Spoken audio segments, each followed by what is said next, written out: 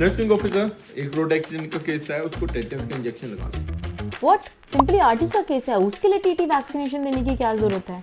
ये क्या बात करता है यार? So, everyone might not know when do we give TT vaccination, but after watching this video, I am pretty sure you guys won't be having any doubt. हम कैसे पता लगाते हैं किस पेशेंट को TT vaccination या फिर tetanus toxoid का बूस्टर देना है? First one is to know last tetanus immunization of a patient, and second one is the nature of wound. As we all know, as a part of routine immunization schedule in the childhood, we have got 3 to 5 doses of Tdap that provides immunity for diphtheria, tetanus, and pertussis. So, from this information, we know the previous immunization status of the person. कि last tetanus toxoid patient को कब लगा है. Now, how do we classify the wound? We classify the wound in clean wound and the tetanogenic wound. Clean wound is simply we can see wound जो है clean है. For tetanogenic wound, it could be any soiled, dirty wound, and it could be any animal bite. So we consider that as a tetanogenic wound. After that, we have to assess patient on the basis of these two criteria. So we merge these two criteria: previous immunization status and the nature of wound. So let's start with the cases. Now the first case is, we know the immunization status. The patient has got tetanus vaccine in the last 5 years and the patient is having clean wound. Then what do we do? In this case,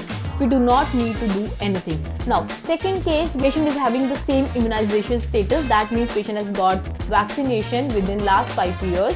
Now the wound is tetanogenic. In this case also we do not need to do anything. There is this third case. In this, patient has got vaccination. Now patient is having a tetanogenic wound. What do?